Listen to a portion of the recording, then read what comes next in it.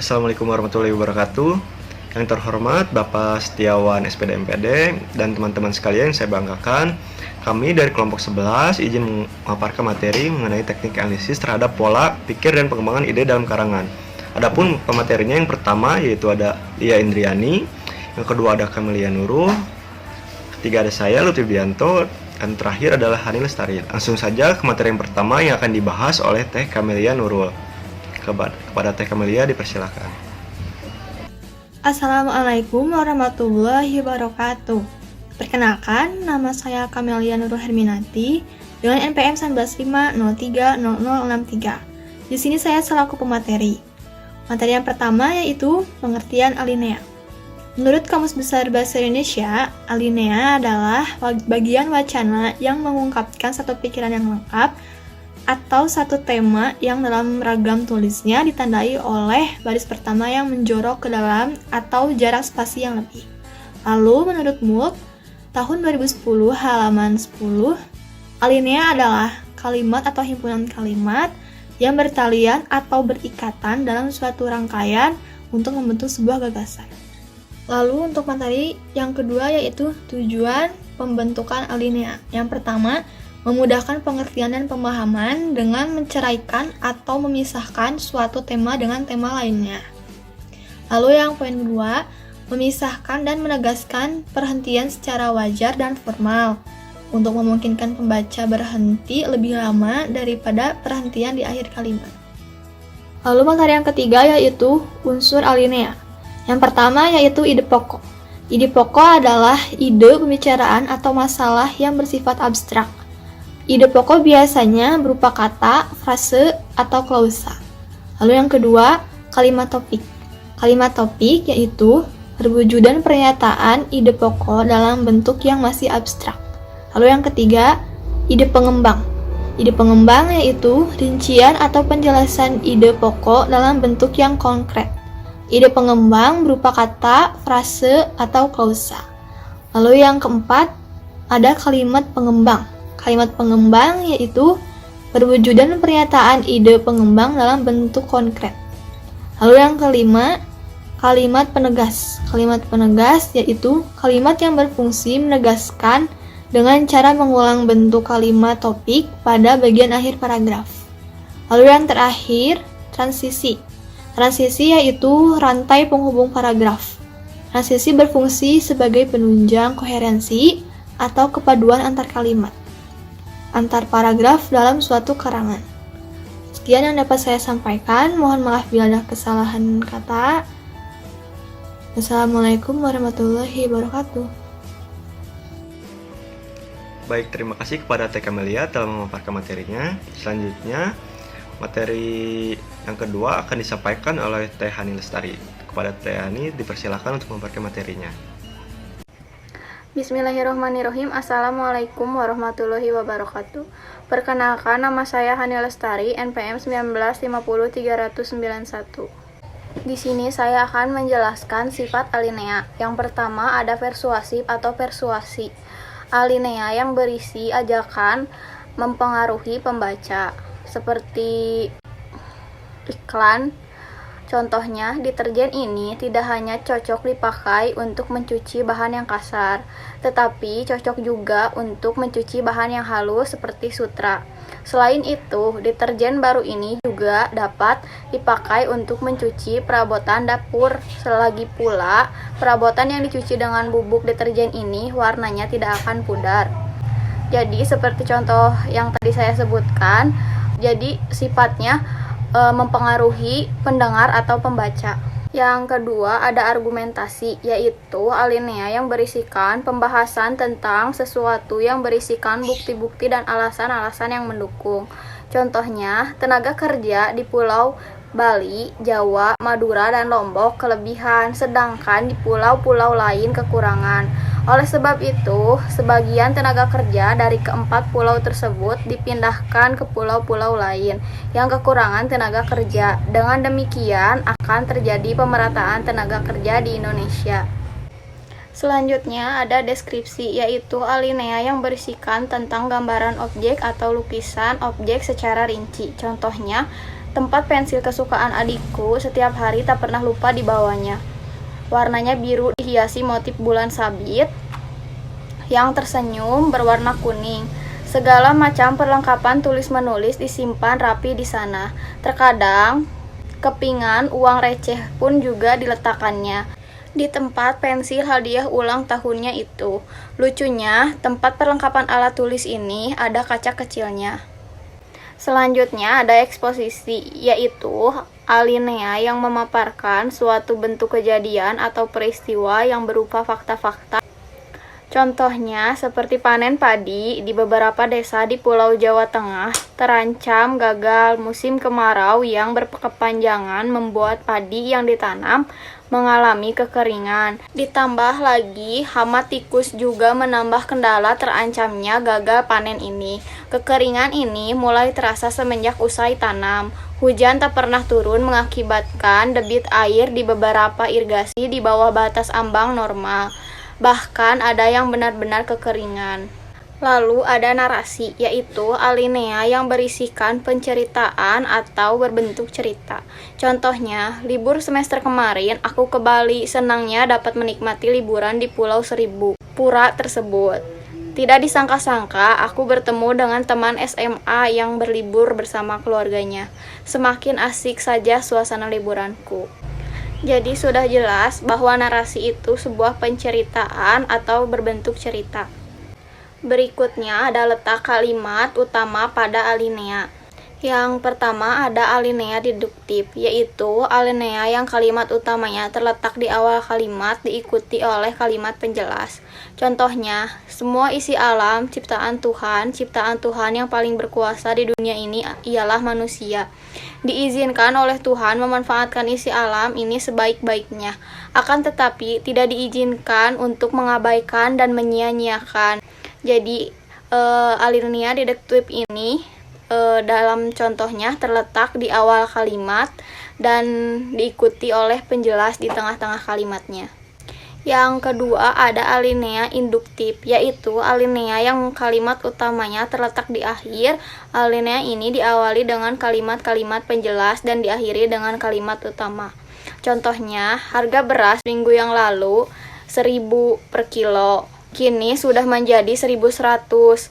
Gula pasir biasanya 1.250 per kilo, telah berubah menjadi 1.300 per kilo. Minyak goreng, susu bubuk, dan tepung terigu juga mengalami kenaikan. Meskipun tidak terlalu besar kelihatannya, harga sebagian barang pokok terus bergerak naik. Kalimat utamanya terletak di akhir, yaitu kelihatannya harga sebagian barang pokok terus bergerak naik. Dan kalimat awal menjadi kalimat penjelas. Yang ketiga ada alinea deduktif, induktif atau gabungan, yaitu alinea yang kalimat utamanya terletak di awal paragraf dan ditampilkan kembali di akhir paragraf untuk penegasan. Contohnya, pemerintah menyadari bahwa rakyat Indonesia memerlukan rumah murah, sehat, dan kuat. Departemen PU sudah lama menyelidiki bahan rumah yang murah tetapi kuat. Agaknya bahan perlit yang diperoleh dari batu-batuan gunung berapi sangat menarik perhatian para ahli. Bahan ini tahan api dan tahan air. Lagi pula, bahan perlit dapat dicetak menurut keinginan seseorang. Usaha ini ditunjukkan bahwa pemerintah berusaha membangun rumah murah, sehat, dan kuat untuk memenuhi keperluan rakyatnya. Di dalam contoh, terletak kalimat utamanya ada di awal paragraf, dan kalimat penegasannya ada di akhir paragraf. Yang keempat ada alinea penuh, yaitu alinea yang kalimat utamanya terletak di semua kalimat. Alinea ini biasanya berupa uraian yang berupa deskripsi atau karangan yang bersifat narasi. Contohnya, pagi hari aku duduk di bangku panjang dalam taman di belakang rumah. Matahari belum tinggi benar, baru sepenengah sinar matahari pagi menghangatkan badan. Di depanku bermekaran bunga beraneka warna. Kuhirup hawa pagi yang segar sepuas-puasnya.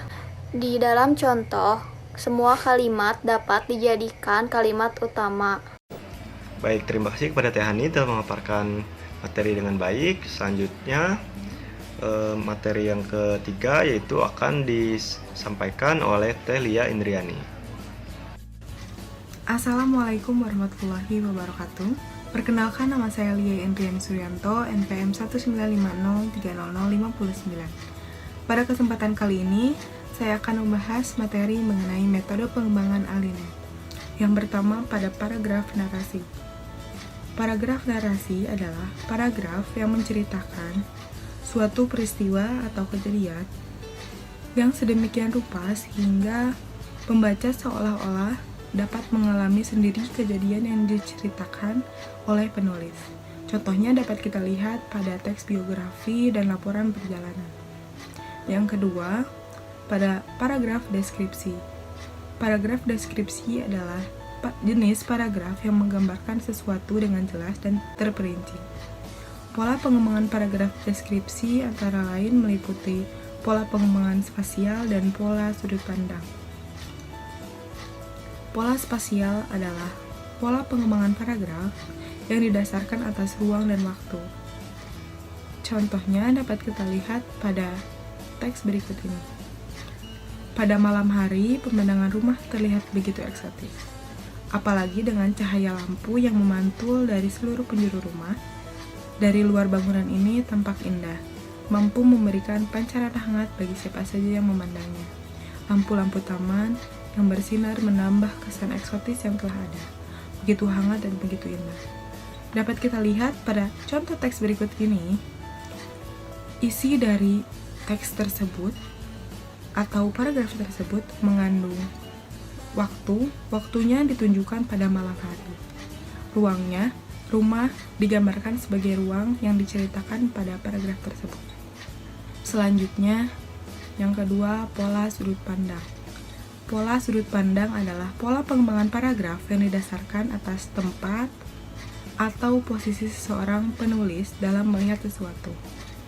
Contohnya ada pada teks berikut ini. Sekarang hanya beberapa langkah lagi jaraknya mereka dari tebing di atas jalan. Medasing menegakkan dirinya sambil menguasai ke muka, dan ia pun berdiri tidak bergerak sebagai pohon di antara pohon-pohon yang lain. Oleh isyarat yang lebih terang, dari perkataan itu maju sekian temannya sejajar dengan dia. Di antara daun kayu tampak kepada mereka tebing itu turun ke bawah. Di kakinya tegak pondok, sunyi mati, tak sedikit jua pun kentara, bahwa dia melindungi manusia yang hidup, pandai bergerak dan bersuara. Di bawahnya kedengaran sebentar-bentar, sepi mendengus, dan bintang-bintang itu pun kelihatan kekabur-kaburan dalam sinar bara yang kusam. Dari celah-celah dinding pondok keluaran cahaya yang kuning merah, tetapi tiada berupa jauh sinar yang halus, itu lenyap dibalut oleh kelam yang maha kuasa. Dikelilingi pondok itu tertegak pedati, ketiganya sunyi dan sepi pula.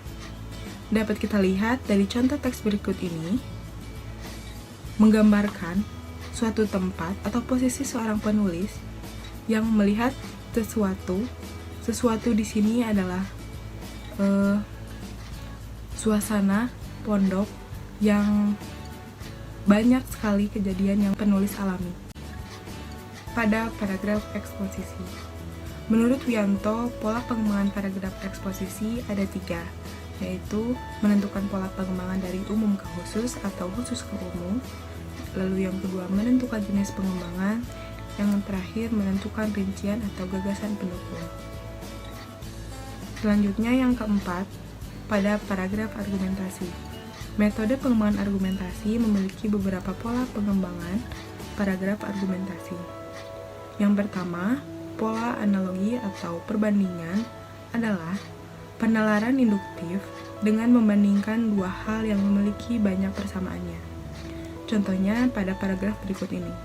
Sifat manusia ibarat padi yang terhampar di bawah sawah yang luas. Ketika manusia itu meraih kepandaian, kebesaran dan kekayaan, sifatnya akan menjadi rendah hati dan dermawan. Begitu pula dengan padi yang semakin berisi, ia akan semakin merunduk. Apabila padi itu kosong, ia akan berdiri tegak. Pada contoh paragraf tersebut, ini menggambarkan suatu sifat manusia yang digambarkan oleh gua pada pola generalisasi atau umum adalah penilaian induktif dengan cara menarik kesimpulan secara umum berdasarkan sejumlah data. Contohnya pada paragraf berikut ini. Setelah karangan anak-anak kelas 8 diperiksa, ternyata Ali, Toto, Alex, dan Burhan mendapat nilai 8. Anak-anak yang lain mendapat nilai 7, hanya Maman yang mendapat nilai 6. Dan tidak seorang pun mendapat nilai kurang. Boleh dikatakan anak-anak kelas 8 cukup pandai mengarang. Selanjutnya, yang ketiga, pola sebab akibat adalah dimulai dengan fakta khusus yang menjadi sebab sampai pada kesimpulan menjadi akibat. Contohnya, pada paragraf berikut ini. Kemarau tahun ini cukup panjang. Sebelumnya, pohon-pohon di hutan sebagai penyerap air banyak yang ditebang. Di samping itu, irigasi di desa ini tidak lancar, ditambah lagi dengan harga pupuk yang semakin mahal dan kurangnya pengetahuan para petani dalam menggarap lahan pertaniannya. Oleh karena itu, tidak mengherankan panen di desa ini selalu gagal. Dapat kita lihat pada contoh paragraf berikut ini, atau contoh paragraf tersebut, yang menjadi sebab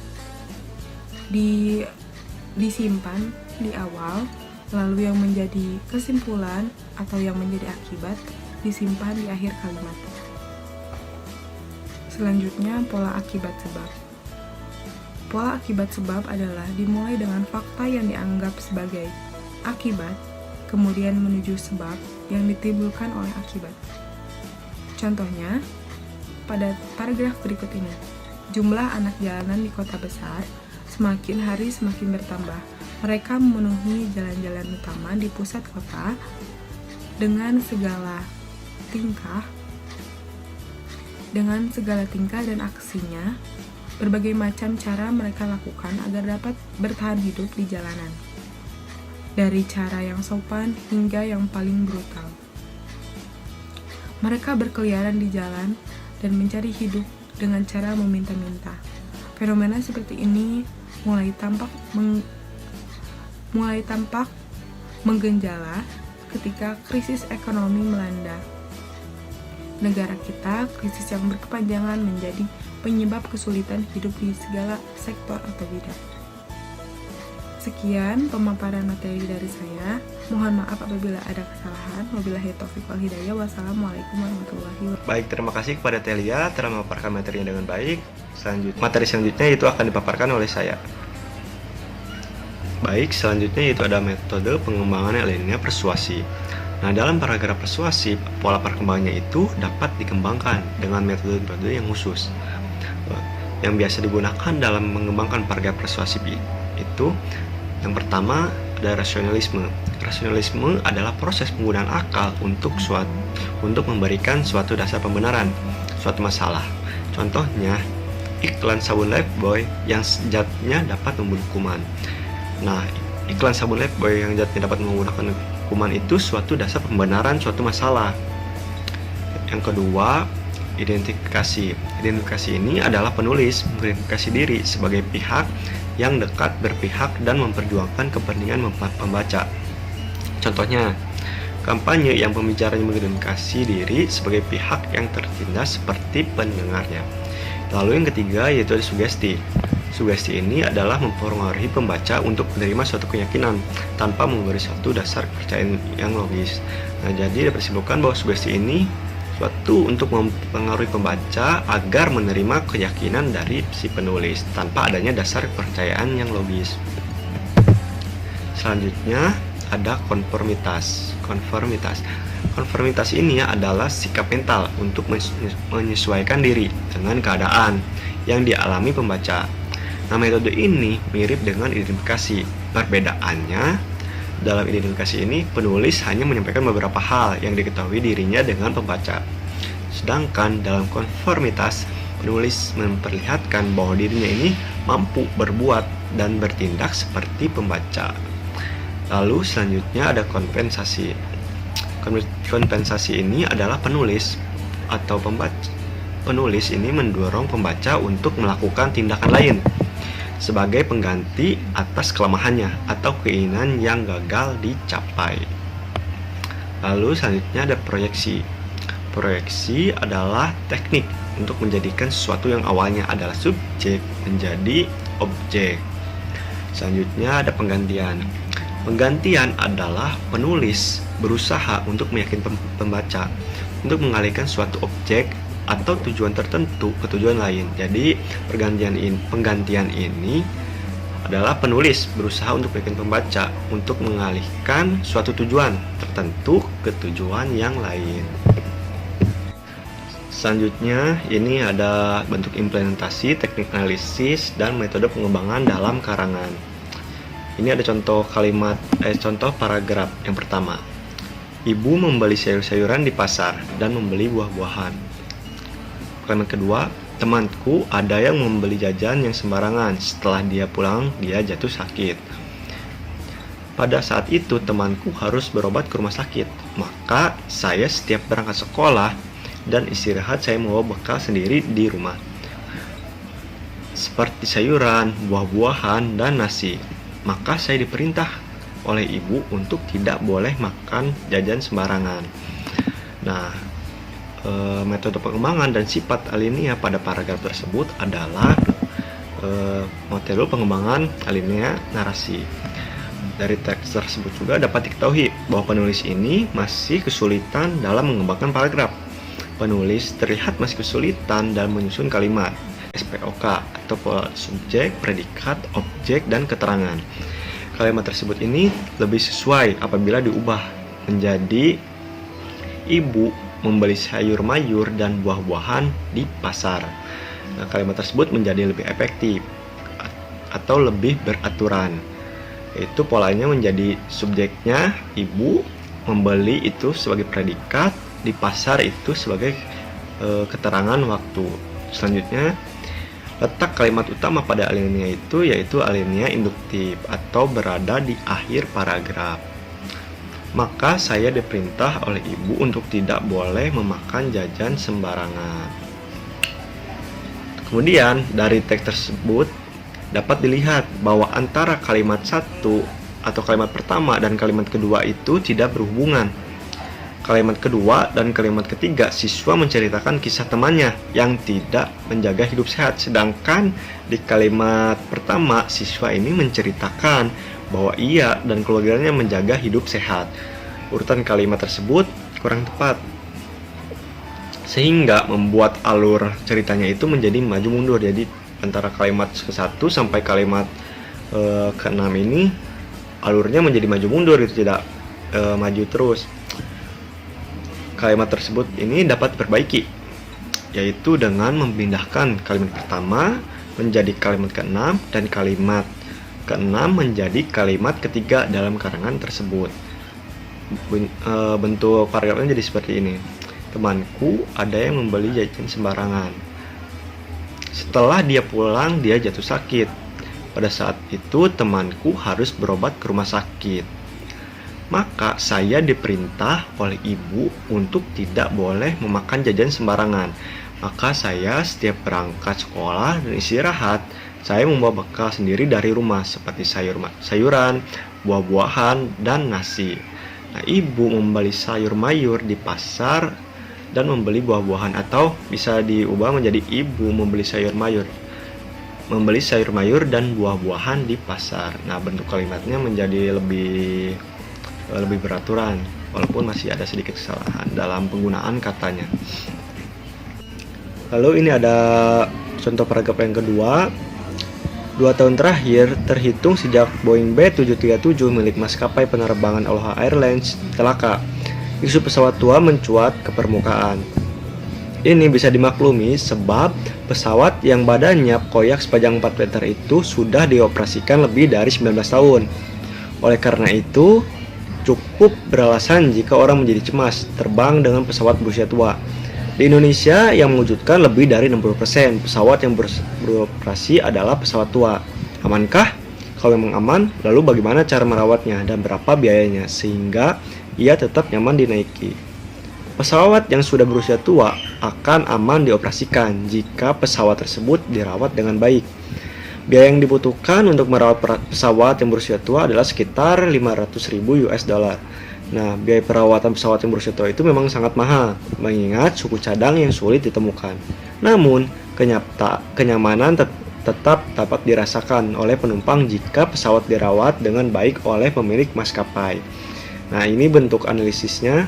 Yang pertama, ide pokok. Ide pokok pada paragraf tersebut yaitu terletak pada kalimat pertama dan kalimat kelima, atau pada awal paragraf dan akhir paragraf. Disebut juga dengan deduktif induktif.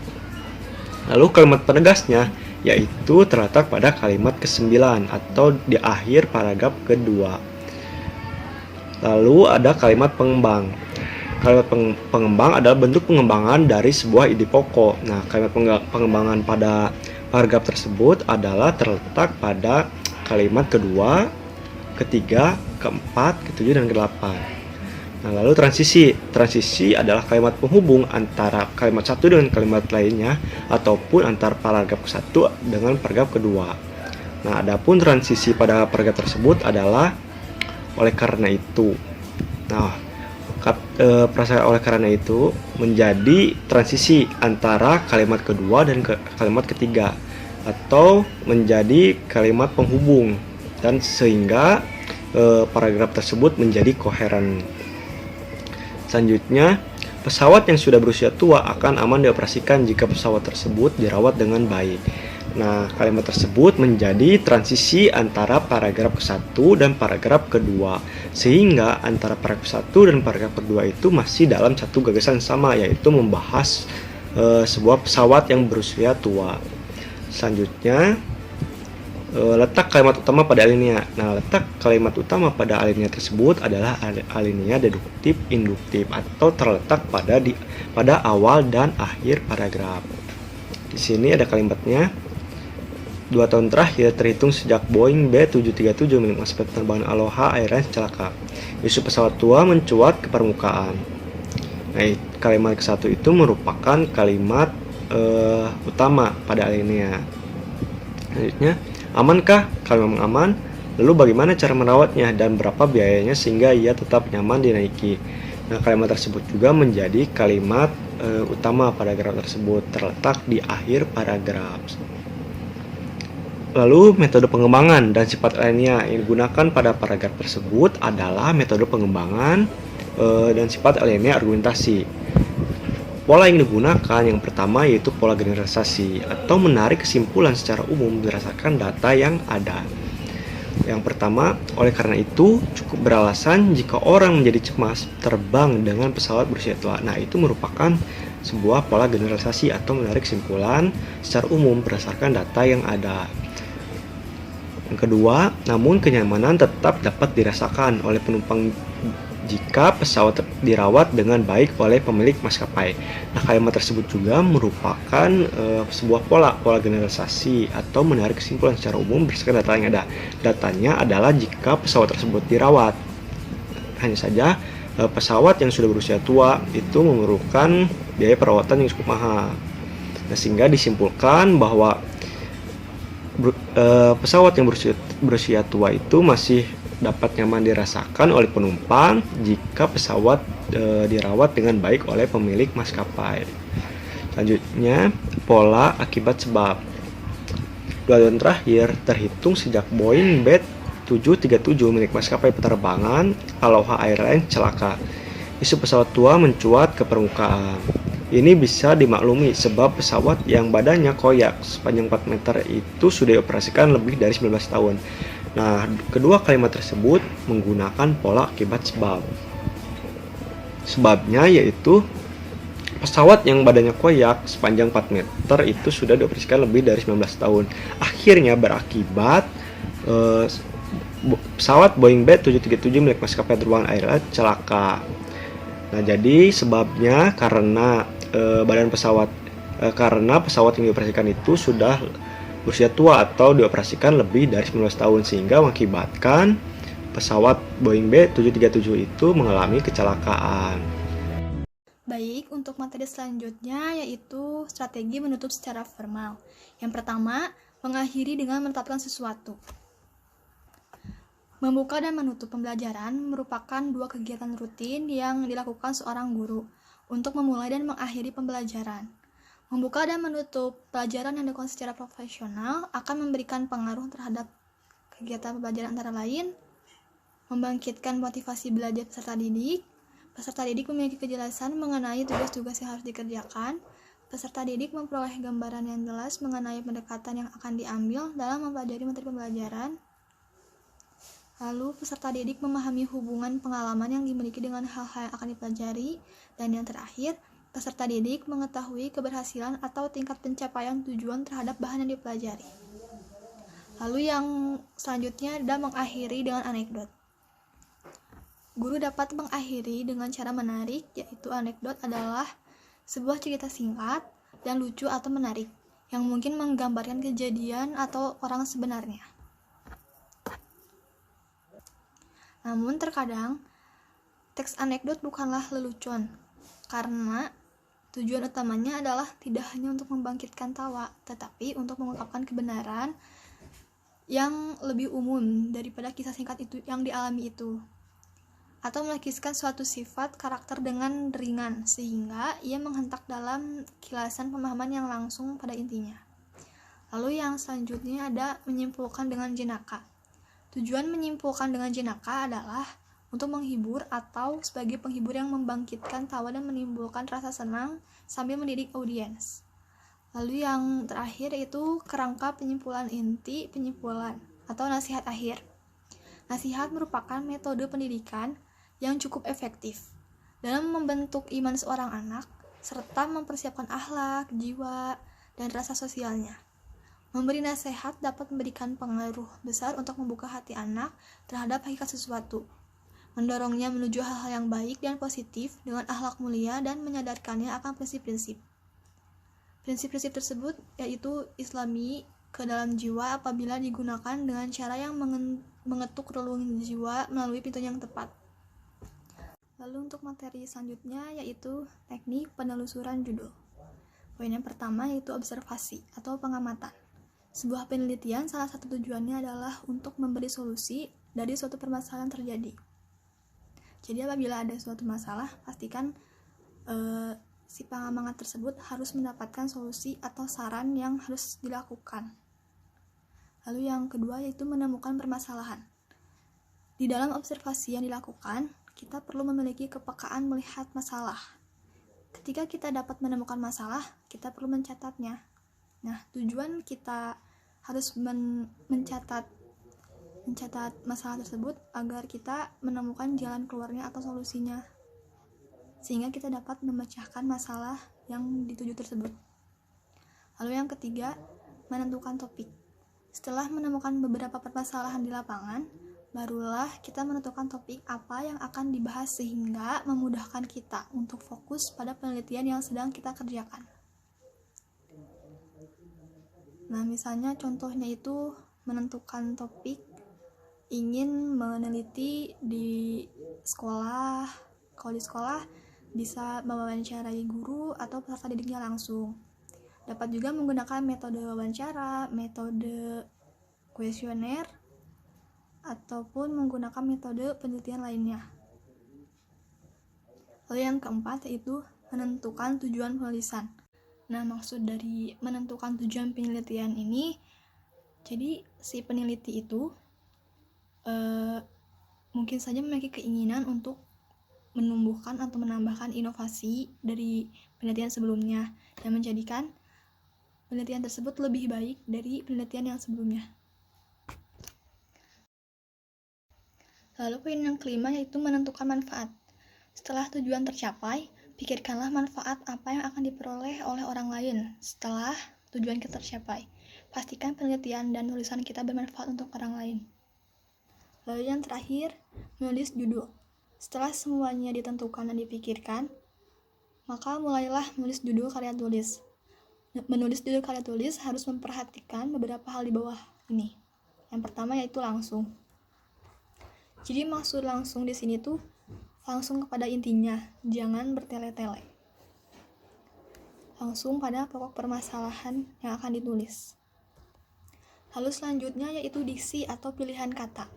Penggunaan diksi yang dipilih berbeda dengan diksi tulisan populer lainnya. Nah, walaupun diksi yang diperoleh ini merupakan diksi yang ilmiah, namun tetap harus dipahami oleh pembaca itu sendiri.